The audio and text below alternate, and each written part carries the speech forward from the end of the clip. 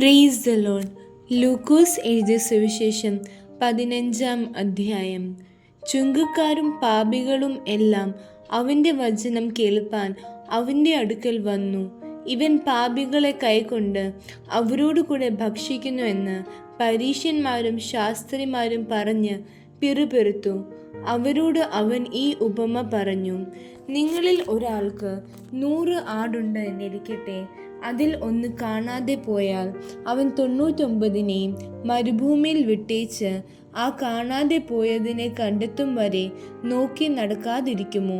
കണ്ടു കിട്ടിയാൽ സന്തോഷിച്ച് ചുമലിൽ എടുത്ത് വീട്ടിൽ വന്ന് സ്നേഹിതന്മാരെയും അയൽക്കാരെയും വിളിച്ചു കൂട്ടി, കാണാതെ പോയ എൻ്റെ ആടിനെ കണ്ടു കിട്ടിയത് കൊണ്ട് എന്നോട് കൂടെ സന്തോഷിപ്പീൻ എന്ന് അവരോട് പറയും. അങ്ങനെ തന്നെ മാനസാന്തരം കൊണ്ട് ആവശ്യമില്ലാത്ത 99 നീതിമാന്മാരെ കുറിച്ചുള്ളതിനേക്കാൾ മാനസാന്തരപ്പെടുന്ന ഒരു പാപിയെ ചൊല്ലി സ്വർഗത്തിൽ അധികം സന്തോഷമുണ്ടാകും എന്ന് ഞാൻ നിങ്ങളോട് പറയുന്നു. അല്ല, ഒരു സ്ത്രീക്ക് 10 ദ്രഹ്മ ഉണ്ട് എന്നിരിക്കട്ടെ. ഒരു ദ്രഹ്മ കാണാതെ പോയാൽ അവൾ വിളക്ക് കത്തിച്ച് വീട് അടിച്ചു വാരി അത് കണ്ടു കിട്ടും വരെ സൂക്ഷ്മത്തോടെ അന്വേഷിക്കാതിരിക്കുമോ? കണ്ടു കിട്ടിയാൽ സ്നേഹിതന്മാരെയും അയൽക്കാർത്തികളെയും വിളിച്ചു കൂട്ടി, കാണാതെ പോയ ദ്രഹ്മ കണ്ടു കിട്ടിയത് കൊണ്ട് എന്നോട് കൂടി സന്തോഷിപ്പീൻ എന്ന് പറയും. അങ്ങനെ തന്നെ മാനസാന്തരപ്പെടുന്ന ഒരു പാപിയെക്കുറിച്ച് ദൈവദൂതന്മാരുടെ മധ്യേ സന്തോഷമുണ്ടാകും എന്ന് ഞാൻ നിങ്ങളോട് പറയുന്നു. പിന്നെയും അവൻ പറഞ്ഞത്: ഒരു മനുഷ്യന് 2 പുത്രന്മാർ ഉണ്ടായിരുന്നു. അവരിൽ ഇളയവൻ അപ്പനോട്: അപ്പാ, വസ്തുവിൽ എനിക്ക് വരേണ്ടുന്ന പങ്ക് തരേണമേ എന്ന് പറഞ്ഞു. അവൻ അവർക്ക് മുതൽ പകുത്തു കൊടുത്തു. ഏറെ നാൾ കഴിയും മുമ്പേ ഇളയ മകൻ സകലവും സ്വരൂപിച്ച് ദൂരദേശത്തേക്ക് യാത്രയായി. അവിടെ ദുർനടപ്പുകാരനായി ജീവിച്ച് വസ്തു നാനാവിധമാക്കി കളഞ്ഞു. എല്ലാം ചെലവഴിച്ച ശേഷം ആ ദേശത്ത് കഠിനക്ഷാമം ഉണ്ടായിട്ട് അവന് മുട്ടുവന്നു തുടങ്ങി.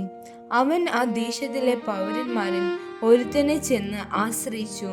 അവൻ അവനെ തൻ്റെ വയലിൽ പന്നികളെ മേയ്പ്പാൻ അയച്ചു. പന്നി തിന്നുന്ന വാളവര കൊണ്ട് വയറു നിറപ്പാൻ അവൻ ആഗ്രഹിച്ചു. എങ്കിലും ആരും അവന് കൊടുത്തില്ല. അപ്പോൾ സുബോധം വന്നിട്ട് അവൻ: എൻ്റെ അപ്പൻ്റെ എത്ര കൂലിക്കാർ ഭക്ഷണം കഴിച്ചു ശേഷിപ്പിക്കുന്നു, ഞാനോ വിശപ്പ് കൊണ്ട് നശിച്ചു പോകുന്നു. ഞാൻ എഴുന്നേറ്റ് അപ്പൻ്റെ അടുക്കൽ ചെന്ന് അവനോട്: അപ്പാ, ഞാൻ സ്വർഗത്തോടും നിന്നോടും പാപം ചെയ്തിരിക്കുന്നു. ഇനി നിന്റെ മകൻ എന്ന പേരിന് ഞാൻ യോഗ്യനല്ല. നിന്റെ കൂലിക്കാരിൽ ഒരുത്തനെ പോലെ എന്നെ ആക്കണമേ എന്ന് പറയുമെന്ന് പറഞ്ഞു.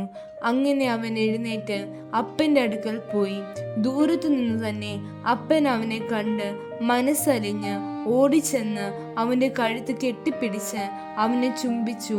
മകൻ അവനോട്: അപ്പാ, ഞാൻ സ്വർഗത്തോടും നിന്നോടും പാപം ചെയ്തിരിക്കുന്നു. ഇനി നിന്റെ മകൻ എന്ന് വിളിക്കപ്പെടുവാൻ യോഗ്യനല്ല എന്ന് പറഞ്ഞു. അപ്പൻ തൻ്റെ ദാസന്മാരോട്: വേഗം മേൽത്തരമായ അങ്കി കൊണ്ടുവന്ന് ഇവനെ ധരിപ്പിപ്പീൻ. ഇവൻ്റെ കൈക്ക് മോതിരവും കാലിന് ചെരുപ്പും ഇടുവിപ്പീൻ. തടിച്ച കാളക്കുട്ടി കൊണ്ടുവന്ന് അറുപ്പീൻ. നാം തിന്ന് ആനന്ദിക്കാം. ഈ എൻ്റെ മകൻ മരിച്ചവനായിരുന്നു, വീണ്ടും ജീവിച്ചു. കാണാതെ പോയിരുന്നു, കണ്ടു കിട്ടിയിരിക്കുന്നു എന്ന് പറഞ്ഞു. അങ്ങനെ അവർ ആനന്ദിച്ചു തുടങ്ങി. അവൻ്റെ മൂത്ത മകൻ വയലിലായിരുന്നു. അവൻ വന്ന് വീട്ടിനോട് അടുത്തപ്പോൾ വാദ്യവും നൃത്തഘോഷവും കേട്ട് ബാല്യക്കാരിൽ ഒരുത്തനെ വിളിച്ച് ഇതെന്ത് എന്ന് ചോദിച്ചു. അവൻ അവനോട്: നിന്റെ സഹോദരൻ വന്ന് നിന്റെ അപ്പൻ അവൻ്റെ സൗഖ്യത്തോടെ കിട്ടിയത് കൊണ്ട് തടിച്ച കാളക്കുട്ടിയെ അറുത്ത് എന്ന് പറഞ്ഞു. അപ്പോൾ അവൻ കോപിച്ച് അകത്ത് കടപ്പാൻ മനസ്സില്ലാതെ നിന്നു. അപ്പൻ പുറത്തു വന്ന് അവനോട് അപേക്ഷിച്ചു. അവൻ അവനോട്: ഇത്ര കാലമായി ഞാൻ നിന്നെ സേവിക്കുന്നു, നിന്റെ കൽപ്പന ഒരിക്കലും ലംഘിച്ചിട്ടില്ല. എന്നാൽ എൻ്റെ ചങ്ങാതികളുമായി ആനന്ദിക്കേണ്ടതിന് നീ ഒരിക്കലും എനിക്കൊരു ആട്ടിൻകുട്ടി തന്നിട്ടില്ല. വേശ്യമാരോട് കൂടെ നിന്റെ മുതൽ തിന്നുകളഞ്ഞ ഈ നിന്റെ മകൻ വന്നപ്പോഴേക്കോ തടിച്ച കാളക്കുട്ടിയെ അവനു വേണ്ടി അറുത്തുവല്ലോ എന്ന് ഉത്തരം പറഞ്ഞു. അതിന് അവൻ അവനോട്, മകനെ, നീ എപ്പോഴും എന്നോട് കൂടി ഇരിക്കുന്നുവല്ലോ. എനിക്കുള്ളത് എല്ലാം നിന്റേതാകുന്നു. നിന്റെ ഈ സഹോദരനോ മരിച്ചവനായിരുന്നു, വീണ്ടും ജീവിച്ചു; കാണാതെ പോയിരുന്നു, കണ്ടു കിട്ടിയിരിക്കുന്നു. ആകയാൽ സന്തോഷിക്കേണ്ടത് ആവശ്യമായിരുന്നു എന്ന് പറഞ്ഞു. ആമേൻ.